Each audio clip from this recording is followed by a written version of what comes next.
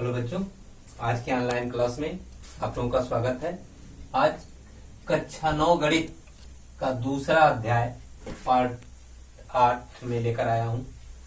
इसमें दूसरे अध्याय में आप लोगों को पढ़ना है बहुपद, जिसे कहते हैं पॉलिनोमियल। लेकिन बहुपद पढ़ने के पहले आप पिछली कक्षाओं में जो कुछ पढ़े हैं उस पर थोड़ा सा ध्यान दे दें। जैसे बीजीय व्यंजक, आप किसी भी बीजगणितीय व्यंजक को बनाने के लिए किसी भी बीजगणितीय पद जो भी आप पढ़ते हैं, x, y, z, ये सब हैं, ये सब बीजीय वर्ड है, यानी एक एक पद हुए इस तरह होते हैं। इन सबों को मिलाकर जब एक व्यंजक तैयार होता है उसे बीजीय व्यंजक कहते हैं। लेकिन बीजीय व्यंजक पढ़ने के पहले आपको दो चीजें और याद करनी पड़ती हैं, चर और अचर पद। चर किसे कहते हैं, अचर किसे कहते हैं। यानी बीजीय व्यंजक जो भी बीजगणितीय टर्म होते हैं, इसमें जो भी बीजगणित कोई भी व्यंजक आपने लिख लिया, जैसे 3x प्लस 9, इसमें आपने जो लिखा है, इसमें जो x पद है यह क्या है, चर पद है। इसका मान वेरिएबल होता रहेगा, बदलता रहेगा। लेकिन 3 और 9 यह अंकगणितीय पद है जिसे अचर कहते हैं, एफ होते हैं। अब रही बात जो बीजीय व्यंजक आप प्राप्त करते हैं, उस बीजीय व्यंजकों में आप विभिन्न प्रकार के काम करते हैं, जैसे गुणनखंड प्रमेय, शेषफल प्रमेय इत्यादि चीजों का आपने इसके पहले भाग पूरा किया था। उन सभी पदों का प्रयोग करते हुए आप जो प्रयोग करते हैं, तो उनका प्रयोग करने के बाद जो व्यंजक प्राप्त होता है, जैसे गुणनखंड प्रमेय का हो गया, शेषफल प्रमेय हो गए, और अन्य गुणा भाग जो भी टर्मिनेटिंग चीज आते हैं, इनसे जो व्यंजक प्राप्त होता है उन्हीं को बीजीय व्यंजक कहते हैं, जिसका नाम पॉलिनोमियल्स देते हैं। अब पॉलिनोमियल्स में जो भी व्यंजक आपको मिल गए, बहुपद मिल गए, उन बहुपदों में पहले पद में आप आते हैं। अब इन बहुपद के लिए जो आपने पाया, उस बहुपद में क्या कौन कौन सी चीजें होती हैं, x एक पदी व्यंजक, द्विपदी व्यंजक, त्रिपदी व्यंजक, इस तरह विभिन्न से मान मिलते हैं। अब एक पदीय व्यंजक जिसे पाते हैं, उसमें केवल एक पद होता है।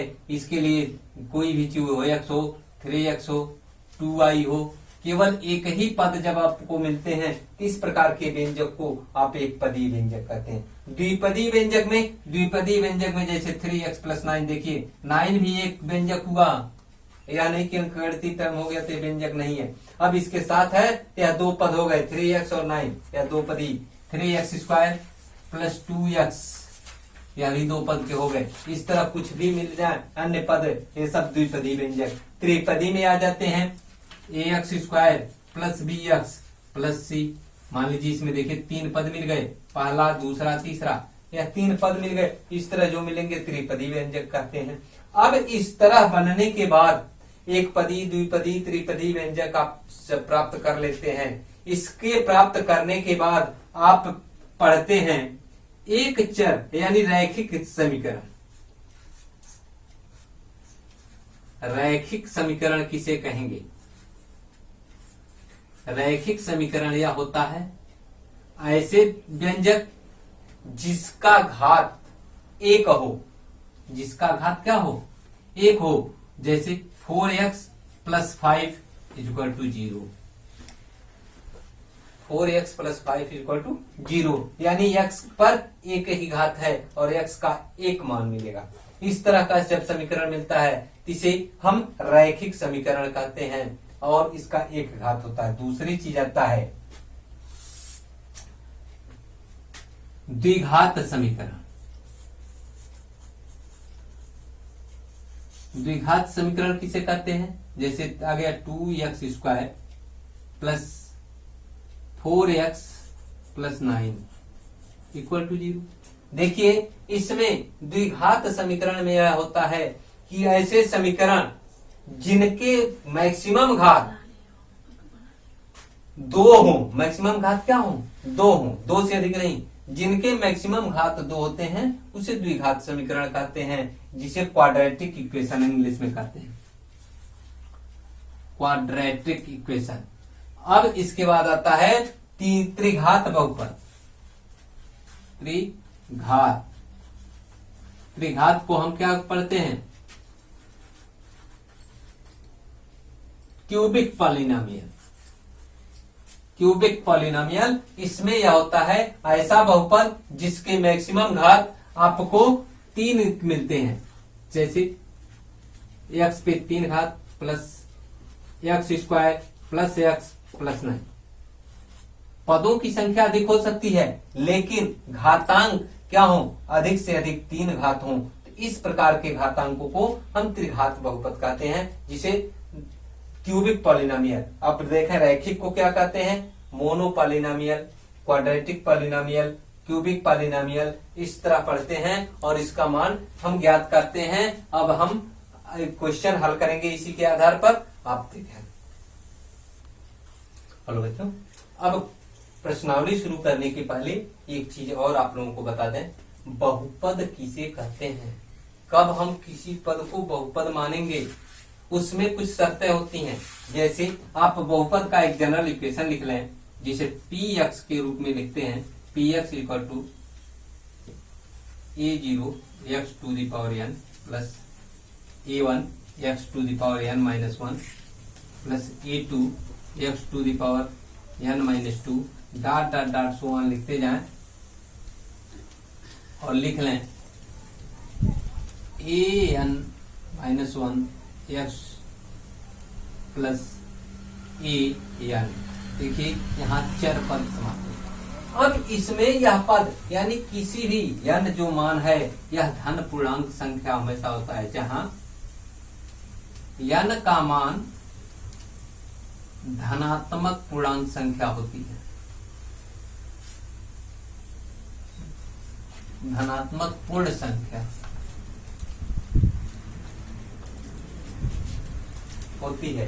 तो इसमें पॉजिटिव इंटीजर सभी होते हैं। यह ध्यान रहे कि x का मान कभी निगेटिव नहीं होना चाहिए, कभी p/q के भिन्न के रूप में नहीं होना चाहिए, तभी हम बहुपद कहेंगे।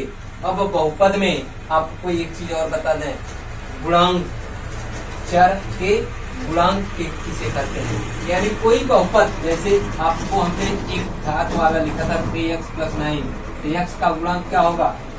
3x। एक चर का पूछा जाए, 2 चर का पूछा जाए, यदि 2 चर वाले समीकरण कह दिए जाए, आपसे क्वेश्चन में पूछ दिया जाए कि एक चर वाले समीकरण के रैखिक समीकरण बताइए, तो वहां हमेशा आप देखेंगे कि कहीं इस तरह 3x प्लस 3y लिख दिया जाए, यानी दोनों का घात एक एक ही है, यहाँ एक घातीय समीकरण कह सकते हैं, लेकिन 2 चर के कहेंगे। ले आपसे एक चर का पूछा गया है तो 2 चर नहीं होना चाहिए, केवल एक चर होना चाहिए, यानी एक वेरिएबल वाली संख्या होनी चाहिए, एक का मान बदलता रहे। इस तरह आप प्रश्नावली में देखें तो प्रश्नावली का पहला क्वेश्चन आपसे पूछा गया है कि एक कौन से बहुपद, दिए गए बहुपदों में कौन से बहुपद एक चर वाले बहुपद हैं। तो एक चर वाले बहुपद आपसे पूछा गया है, एक चर वाले रैखिक समीकरण,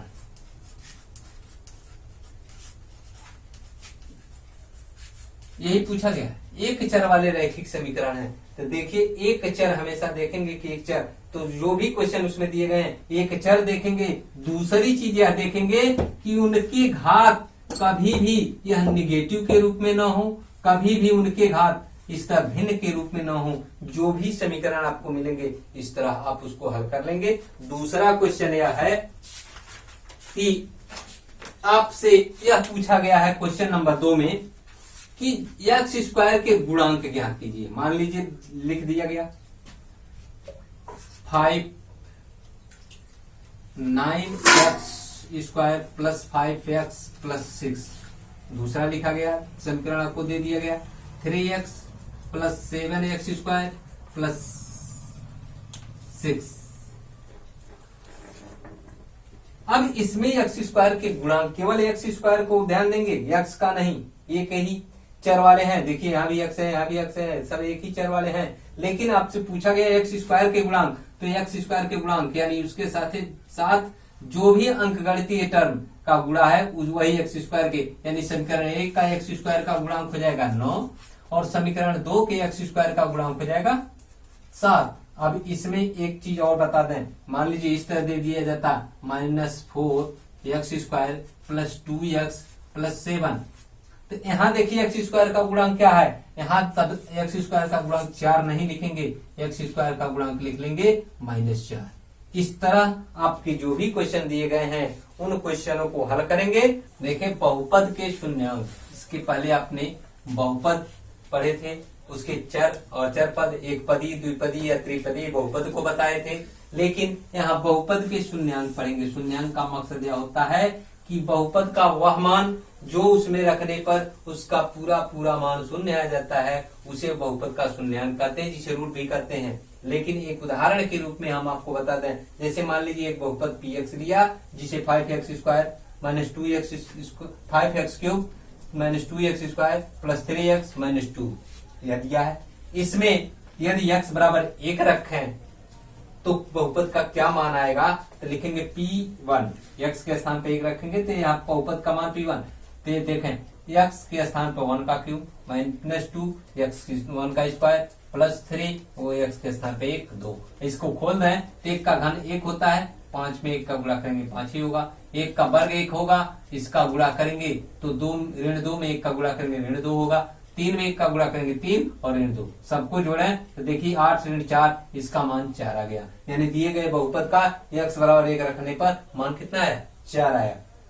यदि x बराबर ऋण 1 रख दें तो बहुपद का मान क्या आ जाएगा,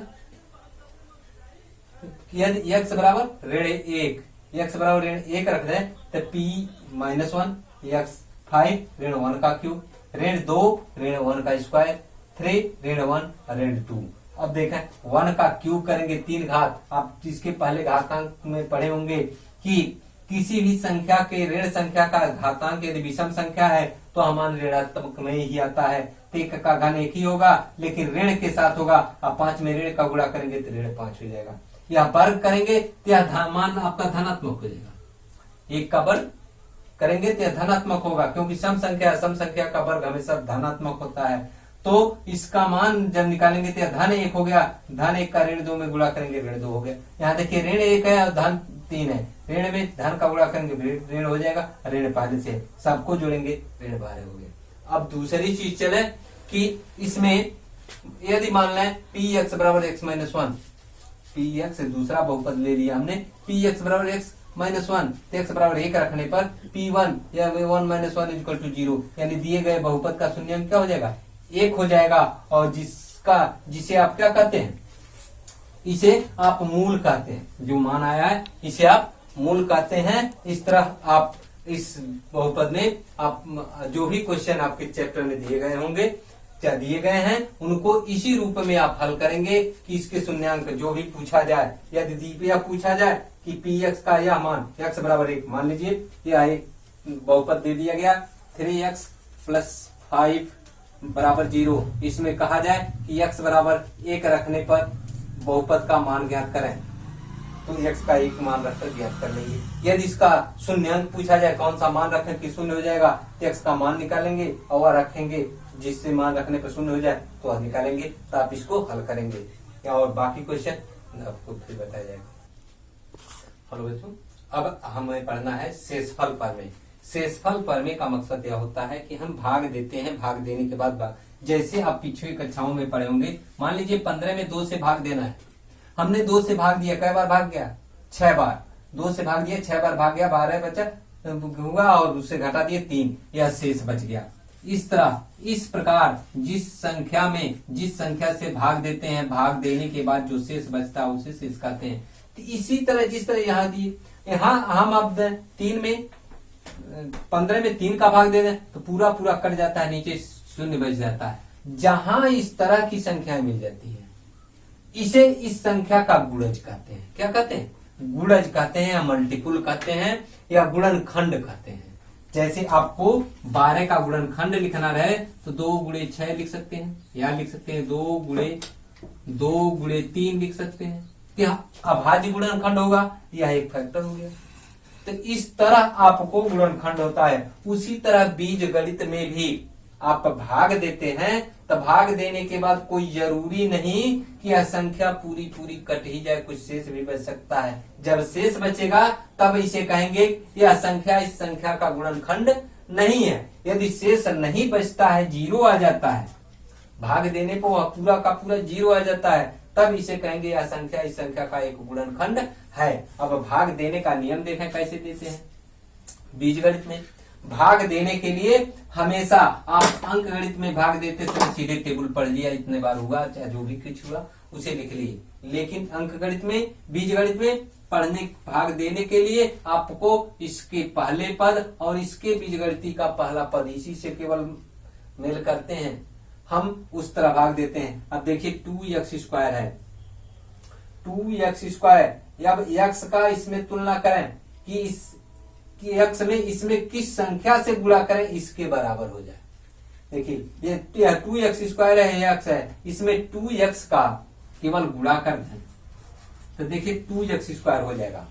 अब यह नहीं कि केवल इसी में गुणा करके 2x² लिख लेंगे आपका भाग हो गया, नहीं। अब 2x का इस पूरे बहुपद में गुणा करते हैं तो देखिए 2x का 1 में गुणा करेंगे क्या हो जाएगा 2x। अब इसमें गुणा कर दीजिए तो 2x²। अब यह देखिए धन चिन्ह है तो धन चिन्ह लिख लेंगे। अब क्या करते हैं अंक गणित में, यहाँ भी आपने भाग देने के बाद घटाया था, यहाँ भी घटाएंगे। घटाते समय बीजगणित का नियम आप जानते हैं, नीचे के चिन्ह बदल जाते। तो देखिए यह धन हो गया, ऋण हो गया, कैंसिल हो गया। 3x में से 1x घट जाएगा, x हो जाएगा। अब +9 बचेगा। अब क्या करें, अब फिर देखें x, देखिए यहाँ भी x है, यहाँ भी x है। अभी चलेंगे भाग देते हुए, यानी x में किसका गुणा करें x के बराबर आ जाएगा 1 का, यानी धन 1 का गुणा कर दें तो यह मान हो जाएगा। तो क्या हो जाएगा x + 1 घटा दें, यह कट गया, 8 शेष बच गया, यानी शेष फल हमारे क्या मिल गया 8। यह कहेंगे कि यानी 2x² + 3x + 9 का यह एक पूरा का पूरा गुणनखंड नहीं है।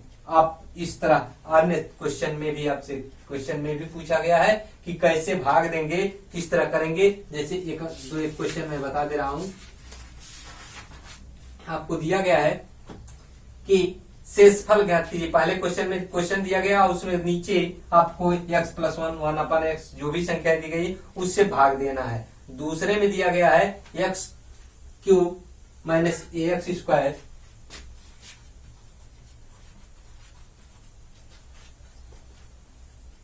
+ 6x - a, इसमें x - a से भाग देना है। x - a से भाग दीजिए और भागफल ज्ञात कीजिए।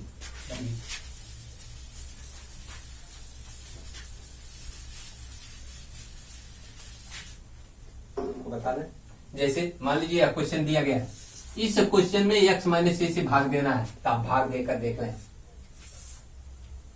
x³ - ax² + 6x - a में x - a से भाग दे दीजिए। अब x - a से भाग देने के लिए आपको इसके पहले हमने बताया है कि आप ऐसी संख्या से गुणा करें जो इसके पहली संख्या ही मिलाएंगे। x में किसका गुणा करें x³ हो जाए, यानी x² से गुणा कर दें तो मान x³ के बराबर हो जाएगा। अब x² का पूरे में गुणा करें, x² का a में गुणा करेंगे तो ax²। देखिए यह धन चिन्ह या ऋण चिन्ह हो जाएगा। अब x का इसमें गुणा कर दें क्या हो जाएगा x³, नीचे का चिन्ह घटा दीजिए, बदल जाएगा ऋण धन। देखिए ये दोनों संख्याएं पूरी की पूरी कट गई। अब बचा क्या 6x, पूरा उतार लेंगे 6x - a। अब यहाँ किसका गुणा करें कि 6x हो जाए, यानी +6 का गुणा कर दें, यहाँ हो जाएगा क्या हो जाएगा -6a + 6x। अब फिर घटा दें ऋण प्लस, घट गया 6a में से घट जाएगा 5a, यानी यहाँ भागफल x² + 6 और शेषफल 5a हो गया। इस तरह आप लोग बाकी क्वेश्चन हल करेंगे और शेष आप लोगों को बताया जाएगा। जो भी परेशानी होगी वह आप पूछ सकते हैं। धन्यवाद।